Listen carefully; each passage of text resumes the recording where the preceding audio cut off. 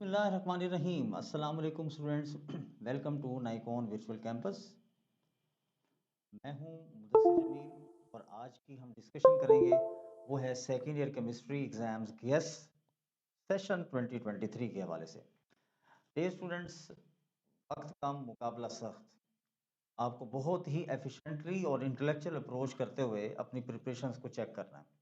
इस गैस का मकसद हरगिज़ ये नहीं है कि आप सिर्फ इसी तैयारी पे ही कन्फाइंड करें, बल्कि इस गैस का मकसद ये है कि आपने जितनी तैयारी कर ली है अपनी तैयारी को चेक करें कि क्या ये जो गेस्ट पेपर आपको मिल रहा है, क्या आप इसके ज़रिए अपनी तैयारी को चेक कर सकते हैं। तो स्टूडेंट्स ये बात याद रखें कि इसी वीडियो के आप एंड में देखें तो एक लिंक आपको मौजूद मिलेगा। उस लिंक को आप क्लिक करेंगे तो एक पीडीएफ फाइल आप डाउनलोड करेंगे, उसके अंदर हर चैप्टर के इंपॉर्टेंट शॉर्ट क्वेश्चन और लॉन्ग क्वेश्चंस भी गिवन है। जो स्लाइड मैं आपसे शेयर करूंगा, जो मैं आपसे क्वेश्चन डिस्कस करूंगा, वो सेम क्वेश्चन हमारे पास उस फाइल के अंदर मौजूद होंगे। तो स्टूडेंट्स, अगर आप चाहते हैं कि इस तरह के इंपॉर्टेंट एमसीक्यूज भी आपसे डिस्कस किए जाएं तो इंशाल्लाह हम 50 से 60 एमसीक्यूज वो डिस्कस करेंगे जो आपके एग्जाम ओरिएंटेड एमसीक्यूज होते हैं। और इंशाल्लाह आई एम क्वाइट होपफुल, इतने एक्सपीरियंस के बाद तो अब ये ज़रूर मैं कह सकता हूँ कि आपका एग्ज़ाम उन एमसीक्यूज में से बन जाएगा। तो स्टूडेंट्स, अगर आपको ये वीडियो पसंद आई है और आप लोग इसको समझ रहे हैं कि आपके लिए फ्रूटफुल है, तो एंड में आप कमेंट बॉक्स में इसके बारे में रिमार्क्स ज़रूर लिखिएगा। और याद रखें कि अगर आपको एमसीक्यूज़ के हवाले से कोई चीज़ चाहिए या कोई ऐसी वीडियो रिलेटेड आपको चाहिए, कोई मटेरियल चाहिए, तो आप ज़रूर कमेंट बॉक्स में ऐड अप करें। और फाइनली स्टूडेंट्स, ये एक वीडियो और इसका कोई भी ना तो चार्जेस हैं और ना ही इसकी कोई कॉस्ट है। तो आपके तवज्जुह से अगर ये किसी को भी शेयर हो जाती है और वो इसके ज़रिए अपने एग्ज़ाम को पास कर लेता है, तो ये भी एक सदका जारिया रहेगा। तो स्टूडेंट्स, आप ज़रूर इस कार्य खैर में ज़रूर पार्टिसिपेट करें, क्योंकि इस वीडियो का मकसद सिर्फ़ और सिर्फ स्टूडेंट्स की बेनिफिट के लिए है और कुछ नहीं है जी। Students, important long questions chapter number 1। सबसे पहले तो मैं आपको एक डिटेल क्वेश्चन बता दूं। ये प्रायोरिटी वाइज डिस्कस किए गए हैं कि सबसे इंपॉर्टेंट प्रायोरिटी किन क्वेश्चंस की है। तो स्टूडेंट, सबसे पहला नंबर तो हम देंगे इस क्वेश्चन को कि discuss the position of hydrogen in group seventh A table. अच्छा स्टूडेंट्स, ये बात याद रखिएगा, ये ग्रुप सेवंथ ए भी आ जाता होता है सम टाइम और ग्रुप फर्स्ट ए भी आ जाता होता है। तो ये आगे मैंने क्योंकि ये बात दी हुई है, तो ये दोनों क्वेश्चन सेम कैटेगरी के हैं। या तो वो ग्रुप 7 पूछ लेता है या ग्रुप फर्स्ट पूछ लेता है। लेकिन आपके पास्ट पेपर्स में 9 बोर्ड्स की अगर हम बात करें, मैं सिंगल बहावलपुर बोर्ड की बात नहीं कर रहा, 9 बोर्ड्स की बात कर रहा हूं। इन 9 बोर्ड्स में ग्रुप 7 को जो है सबसे पहले प्रेफरेंस दी गई है। तो students, what are the highlights? आप ये बात याद रखें, सेकंड ईयर के मार्क्स मैथमेटिकल हैं, जो पूछेगा वही बात बताएंगे। आपसे पूछा व्हाट आर द हेलाइड्स, आपने इसकी डेफिनेशन एग्जांपल लिख देनी। क्लासिफिकेशन पूछे, आपने बता देना। डिस्क्रिप्शन कोवेलेंट हेलाइड्स की है तो उससे रेलिवेंट आप इंफॉर्मेशन दे विद एग्जांपल्स। अब स्टूडेंट्स, तीसरा क्वेश्चन पूछ रहा है आपसे, explain the variation of the ionization potential and electrical conductance along period and groups. इसका मतलब आसान सी बात ये है कि वो आपसे पूछ रहा है कि वेरिएशन बताएं आयोनाइजेशन एनर्जी की अलोंग पीरियोडिक टेबल, यानी पीरियड के अलोंग भी और ग्रुप के अलोंग भी। तो इसमें एक गलती बिल्कुल ना कीजिएगा कि स्टूडेंट डायरेक्ट वेरिएशंस पे आ जाते हैं। सो स्टूडेंट्स, ये बात याद रखें, सबसे पहले आपने बात शुरू करनी है इनकी डेफिनेशन से। आपने डेफिनेशन के बाद इनकी एग्जाम्पल लिखनी है और उसके बाद फिर आपने बताना है कि ये ट्रेंड्स, इसके आपने हेडिंग देनी है कि वेरिएशंस अलोंग पीरियोडिक टेबल, फिर आप हेडिंग देंगे कि along period and along group, फिर आप उनको वन बाय वन एक्सप्लेन करेंगे। तो ये बिल्कुल मिस्टेक ना कीजिएगा, हमारे बोर्ड की रिक्वायरमेंट्स कुछ और तरह से और आपको उस रिक्वायरमेंट के मुताबिक चलना पड़ेगा। तो स्टूडेंट, जब वो कहता है discuss the position of the hydrogen over group 7 थे या फर्स्ट है, तो आपको याद रखें दो हिस्सों में डिवाइड कर देना है। यहाँ पर आपने सिमिलरिटीज को डिस्कस करना है और कोशिश करें इसी के पैरेलल आपने इसके डिफरेंसेस को भी डिस्कस कर लेना है। तो स्टूडेंट्स, ये मिस्टेक ना कीजिएगा कि हमेशा पहले बच्चे सिमिलरिटीज लिख देते हैं और फिर डिफरेंसेस। जितना एक्सटेंसिव करते हैं ना काम को, उतना एग्जामिनर को मौका देते हैं आप कि वो आपके काम में गलतियां निकाले। तो आपने अगर सिमिलरिटीज और डिफरेंसेस लिख दिए साइड बाय साइड, तो स्टूडेंट्स, एग्जामिनर इन चीज को कंसीडर करेगा कि एक चीज अगर पढ़ ले तो दूसरी उसकी ऑपोजिट होगी। लेकिन अगर आपने वन बाय वन किया, पहले सिमिलरिटीज लिखी फिर डिफरेंसेस, तो फिर उसको दोनों पढ़ने पड़ जाएंगे। तो अपना टाइम को शॉर्ट करें और अपने पेपर के मार्किंग को आसानी की तरफ लेकर जाएं कि एग्जामिनर के लिए आसान हो चीज़ें। स्टूडेंट्स, हाइड्रेशन एनर्जी बड़ा क्रिटिकल पॉइंट है और ये इस दफ़ा के क्वेश्चंस में बहुत फेवरेट टॉपिक माना जा रहा है। हाइड्रेशन एनर्जी क्या होती है, डेफिनेशन बताएं, एग्जाम्पल बताएं और इसके ट्रेंड्स बताएं अलोंग पीरियोडिक टेबल क्या होंगे। नेक्स्ट हमारे पास है features of the main periodic table. Modern periodic table के बहुत फीचर, ये बहुत ही फेवरेट क्वेश्चन ये भी रहा है आज तक के एग्जाम्स के हवाले से। और इसमें स्टूडेंट्स आपको बताता चलूँ तो सबसे पहले मॉडर्न पीरियोडिक टेबल के बारे में आपको बताना पड़ेगा, मोज़ले के बारे में, कि इसने एटॉमिक नंबर डिस्कवर किया और उसके बाद मॉडर्न पीरियोडिक टेबल की का वजूद सामने आया। मॉडर्न पीरियोडिक टेबल में आप लोगों को सबसे पहले ये बात बतानी है कि पीरियड्स क्या होते हैं, ग्रुप्स क्या होते हैं, पीरियड की तादाद कितनी है, उनके अंदर आपके पास पीरियोडिसिटी ऑफ प्रॉपर्टीज़ क्या होती हैं, उसके अंदर मैजिक नंबर्स क्या हैं, मतलब मैजिक नंबर से मतलब कि भाई पहले पीरियड में कितने एलिमेंट्स हैं, दूसरे में फर्स्ट में 2 हैं, सेकंड में 8 हैं, फिर 8 हैं, फिर 18, फिर 18, फिर 32 और इनकम्प्लीट। ये सारा सीक्वेंस आपको लिखना है और इसमें आपको बताना है कि लॉन्ग पीरियड कौन सा है, शॉर्टेस्ट पीरियड कौन सा है और इनकम्प्लीट पीरियड कौन सा है। ये सारी बातें करने के बाद आपने ग्रुप्स की तरफ आना है, जिसमें आपने 2 सब ग्रुप्स बताने हैं, सब ग्रुप ए, बी, बताना है नॉर्मल एलिमेंट्स किस में हैं, कौन-कौन से ब्लॉक्स हैं, बी में कौन-कौन से ब्लॉक्स हैं, कौन-कौन से एलिमेंट्स हैं। ये सारी डिस्कशन करने के बाद आप लोग ये फीचर्स बता सकते हैं मॉडर्न पीरियोडिक टेबल के। आप इसके बाद आते हैं discuss the oxidation state of the different elements in the periodic table. Oxidation state different elements की पीरियोडिक टेबल में आपने बड़ी क्लियर बात बतानी है। सबसे पहले बात शुरू करनी है डेफिनेशन से कि डेफिनेशन क्या होगी। आपने बताना है कि दी चार्ज अपेयर या apparent charge on an atom in an element in A compound, तो वो हम कह सकते हैं ये वेरी करेगा फ्रॉम कंपाउंड टू कंपाउंड। फिर आपने बताना है कि इसके ट्रेंड्स क्या क्या हैं। फर्स्ट 3 ग्रुप्स 4 ग्रुप्स में हमेशा ऑक्सीडेशन स्टेट उसके ग्रुप नंबर को रिप्रेजेंट करती है। 5 से लेके आगे 7 तक ग्रुप नंबर भी हो सकता है और उसके जो है वो जो है नंबर ऑफ वैकेंसीज भी हो सकती हैं। फिर इस तरह से आप बताएंगे नोबल गैसेस में 0 ऑक्सीडेशन स्टेट होती है, ऑक्टेट कंप्लीट होता है, वैकेंसी कोई नहीं होती। ये सारी बातें आपको मैं इसलिए बता रहा हूँ कि आप रिव्यू कर लें अपने तमाम पॉइंट्स को, इनमें कोई कमी ना रहे। चलते हैं जी नेक्स्ट क्वेश्चन नंबर अपने पॉइंट 2 की तरफ। हमारे पास चैप्टर नंबर 2 जो है हम उसको वन बाय वन डिस्कस करते हैं। ये क्वेश्चन मैं खैर से सारे डिस्कस कर गया, फीचर्स भी हो गए, ऑक्सीडेशन स्टेट भी हो गई और अब आते हैं चैप्टर नंबर 2 पे। स्टूडेंट्स, चैप्टर नंबर 2 में सबसे पहला question, this is the top most question of this chapter number 2, peculiar behaviour of the lithium with respect to member of its family. Student याद रखें, जब भी लफ्ज आता है ना पेक्यूलर बिहेवियर का, तो इसमें आप लोगों ने सबसे पहले इसकी रीजन बतानी है कि रीजन क्या है और फिर बिहेवियर्स बताने हैं कि कौन कौन से बिहेवियर्स हैं। स्टूडेंट्स, चंद बातें ऐसी हैं जो आपने तमाम पेक्यूलर बिहेवियर्स में कॉमन रखनी है। यानी लिथियम का साइज स्मॉल है, आयनिक साइज स्मॉल है, हाई आयोनाइजेशन एनर्जी है, इलेक्ट्रोनेगेटिविटी हाई है। ये वो तमाम फैक्टर्स हैं जिसकी वजह से ये पेक्यूलर बिहेवियर शो करता है।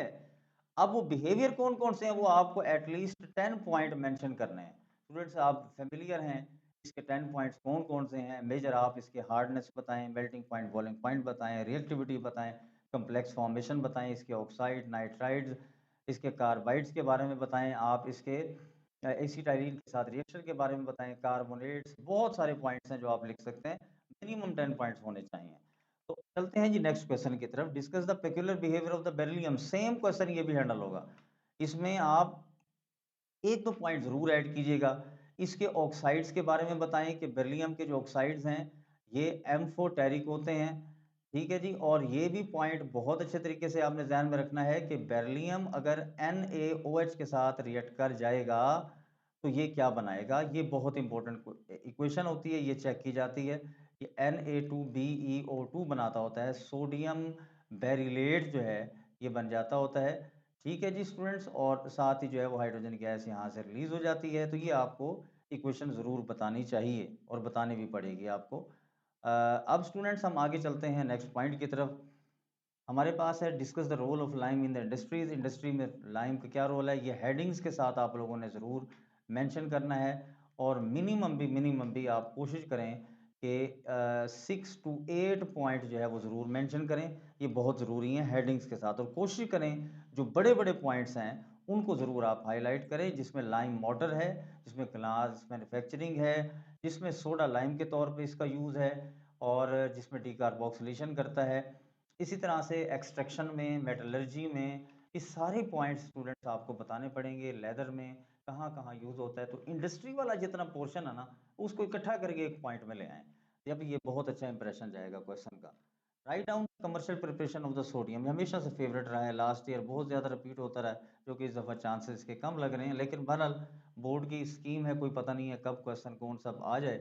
तो डाउन सेल में भी इसी तरह से आप लोगों ने इसकी डायग्राम के ऊपर, इसकी वर्किंग के ऊपर, इक्वेशंस के ऊपर 3 हिस्सों में डिवाइड होता है ये।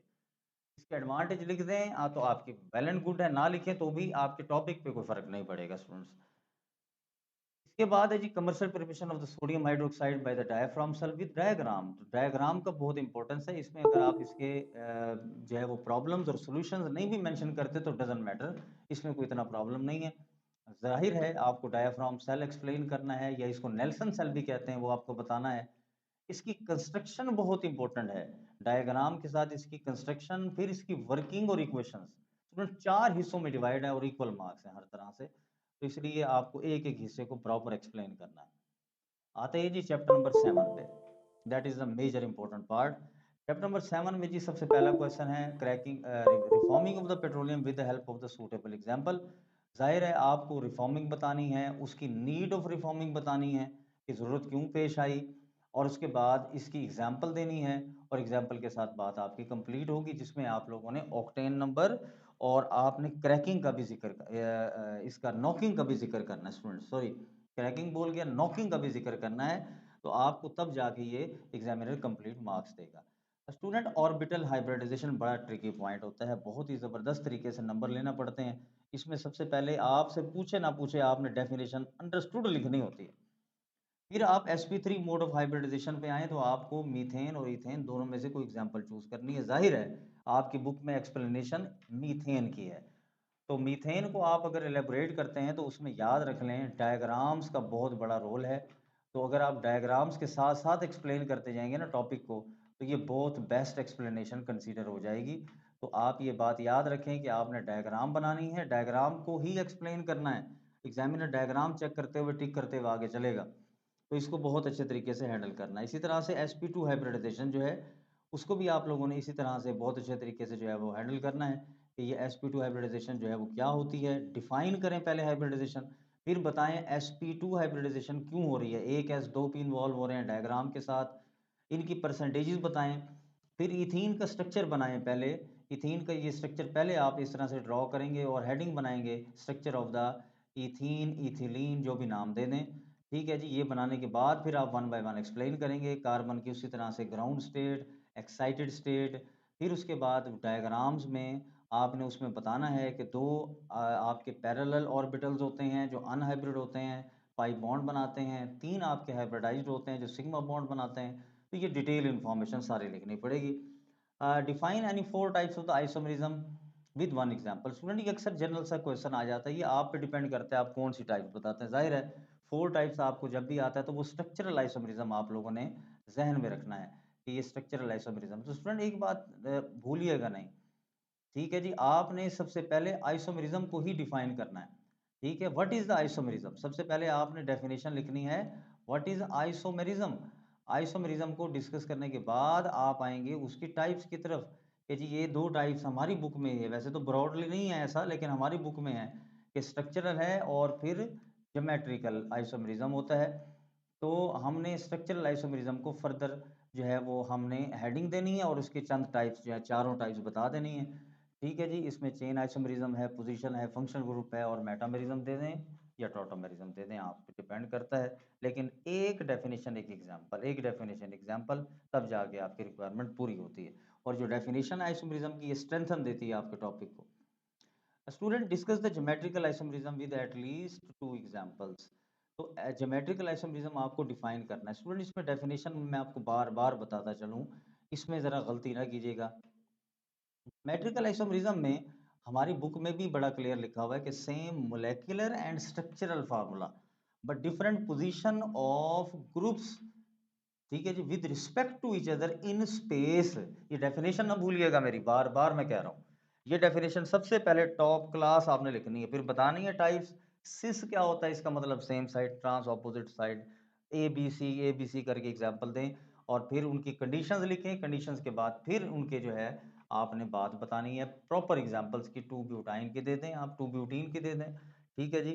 और आप 2 3 डाइक्लोरो जो है वो इथीन की दे दें। तो ये आप जो है वो दे सकते हैं 2 एग्जांपल, बड़ी सिंपल सिंपल सी। तो स्टूडेंट्स आगे चलते हैं ऑर्गेनिक कंपाउंड्स की क्लासिफिकेशन की तरफ।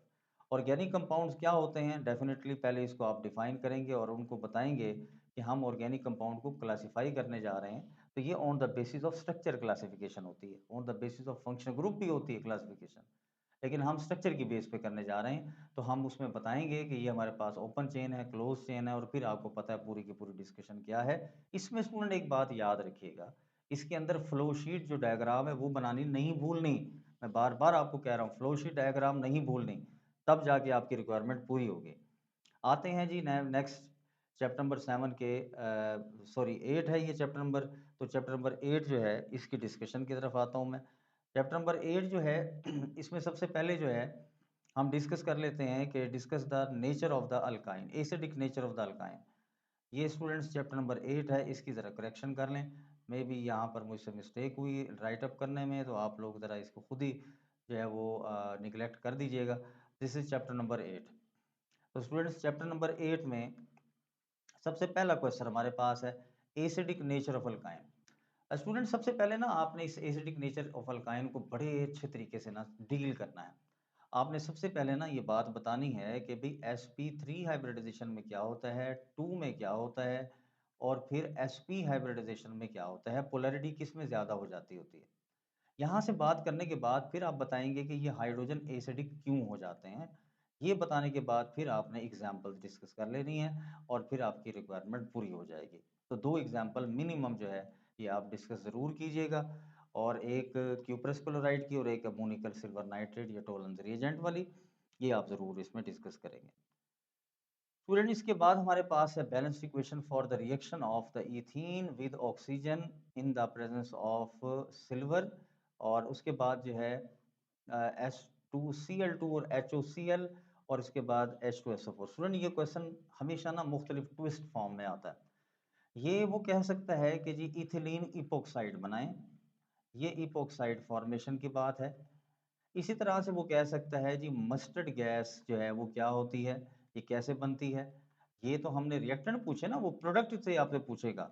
वो कहेगा जी हेलोहाइड्रिन बताएं कैसे बनेगा फ्रॉम द इथीन, या क्लोरोहाइड्रिन कैसे बनेगा। या फिर वो कह सकता है कि बताएं जी इथीन से एथेनॉल जो है ये कैसे बन सकता है। तो स्टूडेंट ये मुख्तलिफ टाइप्स हैं, आपको इस पे ग्रिप होनी चाहिए।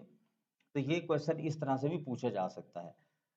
इसके बाद हम नेक्स्ट क्वेश्चन की तरफ आते हैं। This is the favourite one. ये चैप्टर नंबर 8 में से कोशिश करता है एग्जामिनर के ज़्यादा टफ क्वेश्चन ना ले, और स्टूडेंट्स जो है वो टफ होने की वजह से इसको ड्रॉप कर जाते हैं, और फिर जब क्वेश्चन देखते हैं तो कहते हैं ये तो हम कर लेते तो बहुत आसान था। तो स्टूडेंट्स ये कॉल्बे इलेक्ट्रोलिसिस मेथड किसी के लिए भी आ सकता है, अल्केन अल्कीन अल्काइन के लिए, मोस्टली अल्कीन और अल्काइन के लिए पूछा जाता है। इसमें स्टूडेंट नेक्स्ट क्वेश्चन हमारे पास है ethyne by the dehydrohalogenation method, vicinal dihalide और कॉल्बेज इलेक्ट्रोलिसिस मेथड। तो इथाइन की प्रिपरेशन को भी वो 2-3 तरीकों से पूछ सकता है। इसी तरह से explain the free radical mechanism for the reaction of the chlorine. तो ये फ्री रेडिकल क्लोरीनेशन है मीथेन की, जिसमें आपको इनिशिएशन, प्रोपेगेशन, टर्मिनेशन का लिखना है, उसका पूरा मैकेनिज्म लिखना है, उसकी कंडीशंस लिखनी है, स्टार्टअप लेना है, सारा बताना है कि जी फ्लोरीनेशन क्यों वायलेंट और एक्सप्लोसिव है, और फिर आयोडेशन जो है वो क्यों स्लो और रिवर्सिबल है। तो ये सारी बातें आपको एक्सप्लेन करनी पड़ेंगी। Polymerisation of the ethyne is also very important one. अगर पॉलीमराइजेशन कह देता है तो फिर जाहिर है आपको लीनियर और साइक्लिक दोनों एक्सप्लेन करनी है। स्टूडेंट आते हैं चैप्टर नंबर हम 9 की तरफ। मैं स्टूडेंट्स आपके सामने ही जो